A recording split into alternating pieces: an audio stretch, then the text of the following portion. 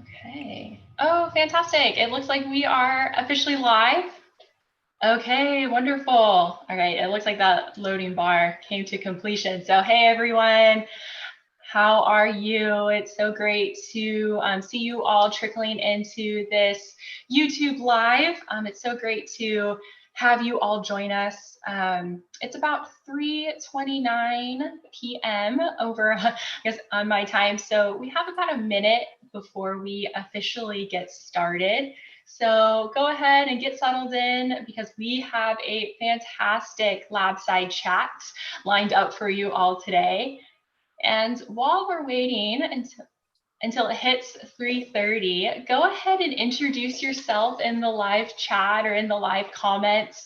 We'd love to see who's watching and where you're watching from. And, if I see a live comment or a live chat that introduces yourself, you may get a shout out from us. So go ahead and say hi. We'd love to see where you guys are watching from.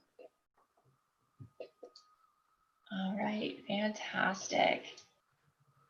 So it is right 3:30 on the dot, and let's go ahead and get started because, like I said, we have a fantastic program lined up, and we're so excited to get started. And oh, it's so great. It looks like Nadine is here and Allison. Hey, you all. So great that you're joining us today. And welcome to another Labside Chat with the Seymour Marine Discovery Center. Thank you so much for joining us. My name is Jen Cormier, and I am the Visitor Programs Manager with the Seymour Center. Today's Labside Chat is an opportunity to have a short, engaging Q&A discussion with a scientist from UC Santa Cruz.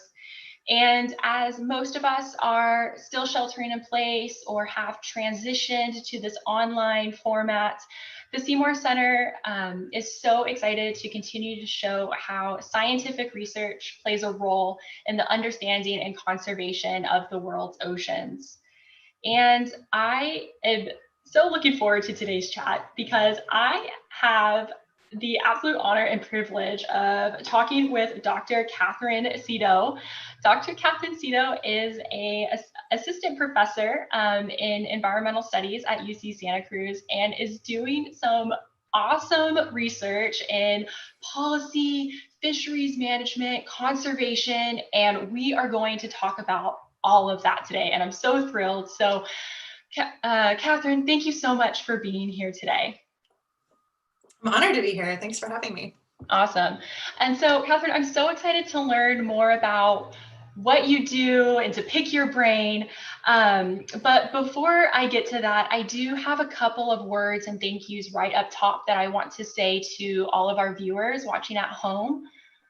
So first off, I want to say that as businesses start to reopen in Santa Cruz County and as the UC Santa Cruz campus starts to resume operations, wildfires still continue to burn not only in Santa Cruz County, but also all around California and in neighboring states.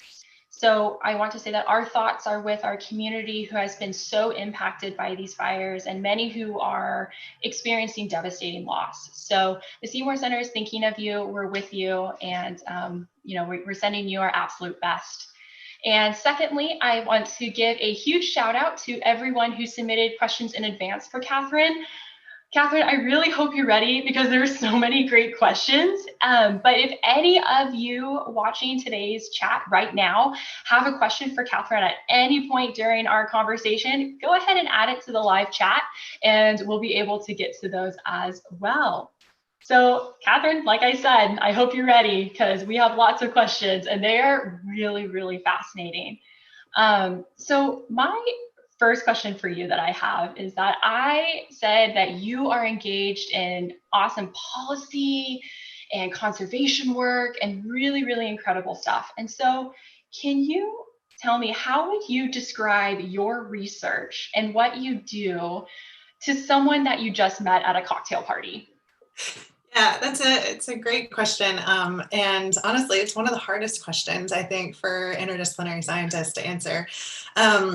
And honestly, it changes over time. So I think if you had asked me 5 years ago, the way that I would articulate what I research and what I do would be a little different and maybe a little more confusing. Hopefully it's kind of gotten a little more honed over time. But generally, when I talk to people about what I do, I talk about how my research aims at understanding how marine resources can be better governed to benefit disadvantaged actors or disadvantaged communities. So oftentimes those are small scale actors or more traditional users or non-commercial users of marine resources. And, you know, when you talk about that, you kind of see what sticks and see what doesn't. Sometimes I articulate it as, you know, I work on sort of the politics of fish. And so, but, you know, that changes over time, and it kind of, if people are really familiar with marine biology, I can start there and then talk about how governing those resources is a really big part about conservation and a really big part about underpinning ecology and management. If people are more familiar with international studies or politics, then I can kind of start there and talk about how the importance of marine resources and how people maybe don't think about marine resources in quite the same way that they're used to thinking about terrestrial resources like forests or farmland or something like that. Yeah, definitely. I like how you said the politics of fish. That is really interesting to me. And so when we think about that, right, we also hear the word, you know, governing and management and fish. And so I know that your work also can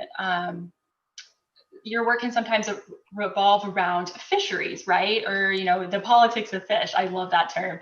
And so can you tell us what exactly a fishery is and why those fisheries need to be governed or, you know, politicized? Yeah. I mean, these are both great questions. A fishery is honestly such a hard thing to define, but I think of it as a social ecological system where people extract and utilize some form of seafood. So, you know, a fishery could be something that doesn't have to do with fish. You could have a fishery for sea cucumbers, or you could have a fishery for things that aren't technically fish. But it is an interesting thing, right? Because it is intrinsically both a social thing, because you're talking about the use of a resource, which always has to do with people.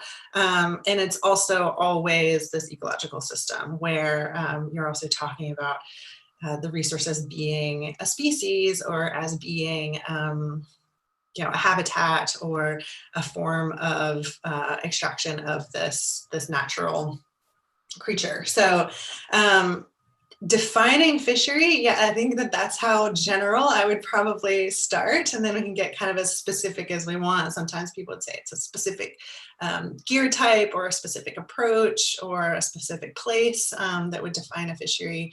But yeah, I think it's always this social ecological system that has to do with extracting some form of seafood for human use. Gotcha. That's great. So we got a really great question, and this might be a little bit of a difficult question, but I love those. Good.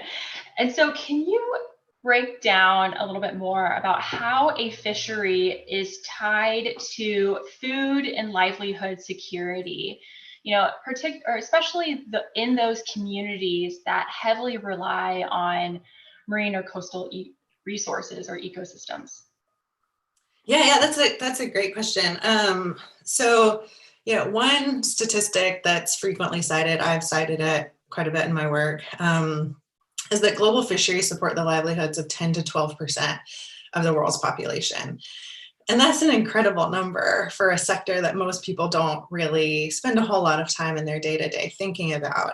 And that doesn't, you know, that includes people who actively go out and fish, but it also includes those supporting industries like boat building or net making or fish marketing or things like that. But 10 to 12% is a huge percent of the world's population.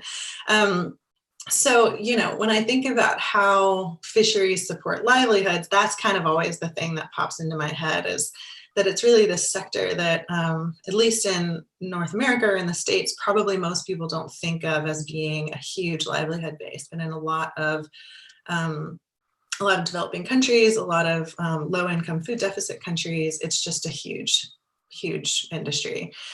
As far as the food goes, this is something that I'm increasingly working on with collaborators in public health and in other fields, but fisheries are just a huge, huge, huge source of not just calories and protein, which is what we hear about a lot, but also these essential micronutrients that are so important for maternal and child health and early childhood development in places where these micronutrients are not always heavily available. So fisheries play a key part in these food systems because of their role as a harvested food, right? So I think they're disproportionately important for low income or marginalized communities because they don't always require heavily, like high amounts of capital or high amounts of time. A lot of, you don't have to plant fish in wait and then go, gather them again, maybe in an aquaculture scenario, but really they are this harvested food and a common pool resource that people are able to nutritionally benefit from in these areas that they might not have fertile soil or lots of equipment or anything like that. So it's critically important in some of those areas. I don't know if that fully answers the question, but I can keep talking about that if we want to. No, that's incredible. So no, that answers my question. So that's so great. And so Katherine, I am going to admit to you that I have pretty much put a Google ping on your name. And so, because I have been following your research this summer and it's so fascinating. And one of the papers that was recently published where your team brought to light and exposed illegal fishing by using satellite technologies. And this illegal fishing was taking place in waters near North Korea and Russia, if I'm correct. Is that right? So can you talk to us a little bit more about what that study was like and what you found? And because that was so interesting to see. Yeah, I'll happily talk about that. That study came out about a month ago, I think, and it was such a fun collaborative project. So the project was led by a data scientist named Jae-yoon Park, who is just an incredible brain, and he works with a nonprofit called Global Fishing Watch. And Jae-yoon is a incredibly gifted data scientist, and had this idea of bringing together these 4 different satellite technologies to understand what is going on in this little section of the ocean near North Korea that is it's really hard to figure out what's going on there. There's not a whole lot of data sharing in the region for geopolitical reasons. There's not a regional fisheries organization, a regional fisheries management organization that kind of collects data from that area on this fishery. And so, you can get these little bits and pieces from different satellite technologies, but Jae-yoon said, why don't we combine these 4 different ones and really get a more comprehensive picture of what's going on. And so when we did that, we realized that there's all of, as usual, the broader picture is you realize what's going on in some of the social and the real human consequences of what ends up being probably one of the largest cases of illegal fishing perpetrated by one country that's ever really been shown. So in the case of our study, it was really interesting to do this novel technology to see illegal fishing that we'd never seen before.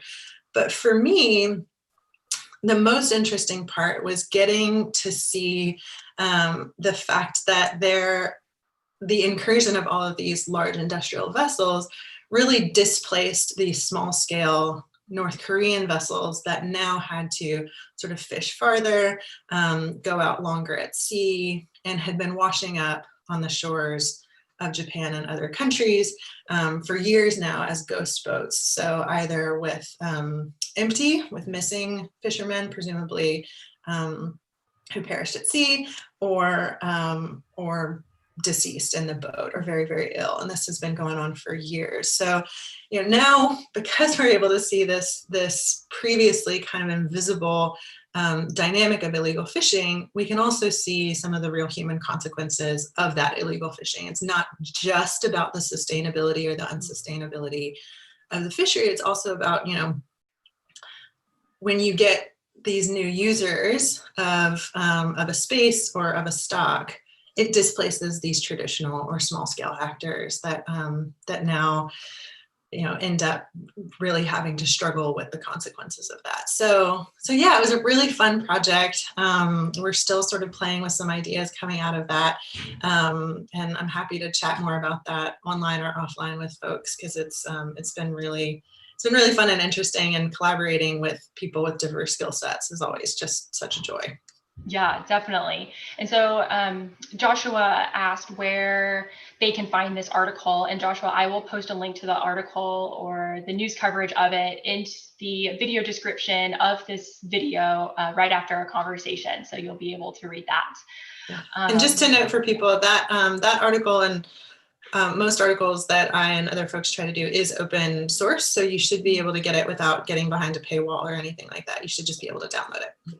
Awesome. Thank you so much, Katherine. That's so great. And so I am actually really curious about the data collection that you are engaged in for your work and your research, because with so many scientists that we speak to, a lot of them are collecting data, like, in the lab, they're harvesting genetic material from a fish or something, or they're out in the tide pools counting mussels. And so I can only imagine that your data collection looks a little bit different, right? So I know you said that you're analyzing satellite technology, but are you also conducting interviews in the field with people? Like, can you just walk us through what a typical research day looks like for you? Yeah. Typical research day. Well, so I would definitely say that myself, as with many interdisciplinary social scientists, it's a mixed methods approach, right? So main things that I have done and currently am doing, surveys are a big one. If you end up having the capacity to do any kind of survey, whether or not it's in the field and you're doing them in person, or whether or not it's through an organization or some sort of online format or something like that. Interviews are also key, especially in smaller format things like high-level policy scenarios, so regional fisheries management organizations or multilateral, multinational governmental institutions. Interviews, key informant interviews are also key. Also, a lot of the times the data that I collect are policy documents, right? So I have a project right now with a grad student in EEB at UC Santa Cruz, Melissa Cronin, and two undergrad collaborators, Jeannie Johnson and Christina Langford. And we're doing these really interesting projects right now to look at the policies that are active in different tuna regional fisheries management organizations to understand sort of what the landscape of policy is, where the gaps are, and whether or not people or organizations and institutions are really sort of following best practices for certain types of fisheries policy and management. There's lots of remote sensing, so pulling in data from large data sets, from census data sets. It just kind of, I like to think that there are some scientists who have a certain skill set and use that skill set in really creative and diverse ways to answer a suite of questions. There's other scientists who have a suite of questions that they really want to ask and understand, and it's finding the methods and the data that can help you understand them, and then figuring out how to work with them and analyze them. And I think I'm much more of the latter type. So all data are fair game, all methods are fair game, and then you sort of pull together the skill sets and the team to answer it the best way. Gotcha. So what I'm hearing is that there's no typical research day for you because every single day is different for a different problem Yeah, or sometimes question that it's you're talking answering. with fishermen. Sometimes it's Yeah. talking with policymakers. Sometimes it's coding and mapping. Sometimes it could be any number of things. But it's usually, I think that keeps it fun. Yeah, definitely, definitely. And so, Katherine, have you always been interested in this policy work? Like, did you know that you wanted to be a scientist when you were young, or was there a spark of inspiration somewhere later in your career? Like, where does this kind of fire in you come from? Yeah, I mean, it's that's a great question, and I think that I think that I'm not one of those people that sort of knew at the age of 8 or something that she wanted to be a scientist or be a professor. It was much more of a piecemeal process along the way of finding, what brings you joy and what kind of day-to-day life you want to have, and what work you find really meaningful and needed. So I actually kind of came into things through the political science lens. My undergraduate degree was actually in international studies and environmental studies, and then and I worked on conflict. So very different than sort of marine resource stuff, but fell in love with the underwater world. Fell in love with diving.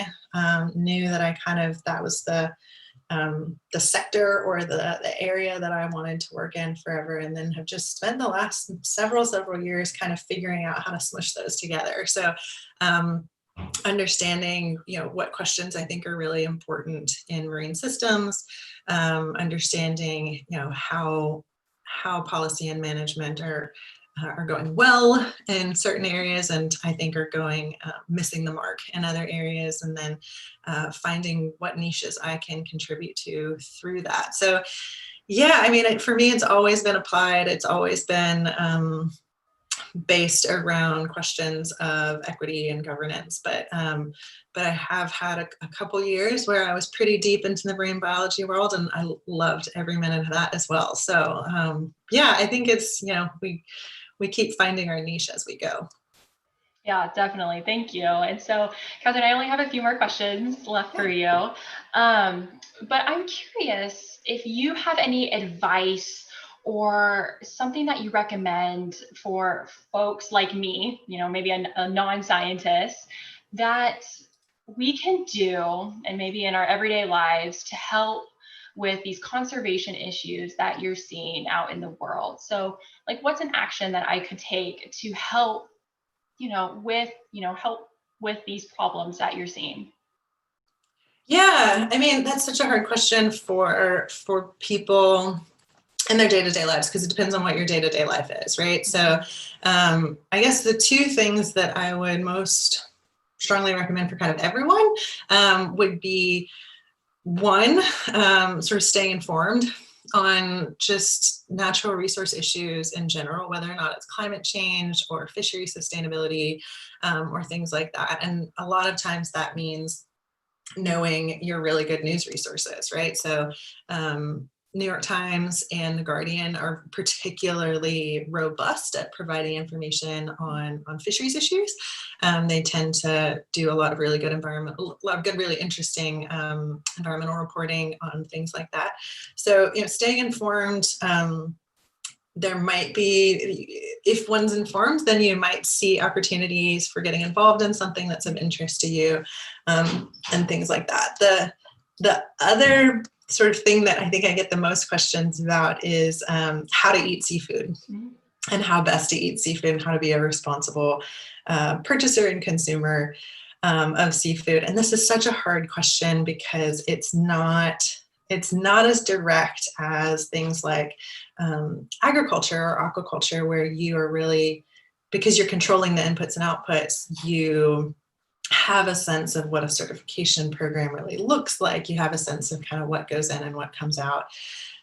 With wild caught fisheries, there's just so much uncertainty in the commodity chain, and there's just so much subtlety that's kind of hidden within things like certifications or marketing approaches, and it can be really confusing. So when people ask me, I generally just say the best thing to do with all of your food is to support small and support local. And as with everything, when you are buying buying something from someone whose face you can see, from a commodity chain that's kind of short and well understood or well known, then this tends to give you the freshest and the most ethical products. So luckily, I don't know where people are located, but luckily where we are in Santa Cruz, there's a lot of really great resources for locally caught sustainable seafood, and supporting organizations that do really good work. There are opportunities if people are feeling have a little more energy behind this to support things like low impact fisheries like pole and line fisheries or native or traditional fisheries, a lot of them out of Alaska. There are sort of frozen and direct market schemes for things like that. So yeah, if you are in a field, excuse me, that is that's more interested in any parts of that, I'm happy to talk. But I think for just like your lay people, those are two good things. No, that's awesome. Thank you so much for those recommendations. Those are super helpful. And I know a lot of the folks watching really, really appreciate that insight. So Katherine, my last question that I have for you, I have to ask, what is the absolute best part of your job? Like, what makes you so excited to get up in the morning and do what you do? Excuse me, I was just coughing in. That is a great question. And again, I think it changes. There's, when we have a study like the study that just came out on illegal fishing in North Korean waters, it gets so exciting because you end up having conversations with people, policymakers, government officials, fishing companies that you haven't been able to have before. And sometimes it really feels like there's progress being made, or, it's kind of actually really pushing the needle on certain issues. Also, just day to day, I really like working with students. I've only been based at UC Santa Cruz for about 1.5 years, so it's still pretty new, and I'm still kind of getting things going. But it's just been such a joy to get people interested in a subject that I care a lot about, or to be able to join them in the subject that they already care about, and do work together. So there are things that I'm working on that students are able to join. And there are also, like I mentioned before, things like the Future Coastal Leaders Scholarship at UC Santa Cruz, or the Keeley Coastal Scholars, where I'm able to work with students on a project that they designed, that they're excited about, and mentor them and sort of add value to what they're already doing and the things that they're becoming experts in, which is just really, really fun. So yeah, there's pretty much everything about my job right now I like, and maybe, that changes in 10 years, but it's just really fun, and it just feels really kind of exciting and really worthwhile. Oh, that's so great to hear. So Katherine, you are so engaging, and I could ask you a million more questions, but unfortunately we are running out of time, so I can't do that. But do you have a website or a social media handle or anything that you want to plug where folks can go online to learn more about you and your research? Yeah. So they're both under construction. So, bear with me on the details, but I do have a website, and it's really basic. It's just katherineseto.com. And also a Twitter account, which I'm developing, which is linked through the website. So both of those, it's always a struggle to keep them updated with the most recent stuff, but both of those should have opportunities coming, as well as most recent publications, and stuff like that, and sort of working to get them linked together with the papers and the Twitter and the other goings on. But yeah, those are probably the two most updated opportunities. And then if folks are interested, I think I'm also giving a talk through the Coastal Science and Policy Program later on in the fall, and should have some updates on goings on by then. Yay, that's so great to hear. So I will post all of those links in the video description after our conversation today so folks can easily access them. And I'll make sure to also post the information about an upcoming talk that you're doing too. Well, that is so wonderful. Thank you so much, Katherine. And you know what? If your websites are under construction, you are out there saving the world. So it is fine. We'll give you a pass on it. And so I just want to say a big, big thank you to everyone that's tuning in this afternoon. Thank you so much for joining us today. It's really supporters like you that keep these online programs going. And so thank you so much again for tuning in. And if you want to see more programs like this in the future and to keep these types of programs online, I ask if you are in the position to please consider making a donation or becoming a member with the Seymour Center. You can always find more information online on the Seymour Center's website. That website is seymourcenter.ucsc.edu. The link is also in the video description below. And I just want to say again, thank you. And please make sure to mark your calendars for the next Labside Chats on Thursday, September 24th, and we will see you then. So thanks again, everyone, and we will see you next time. Stay safe.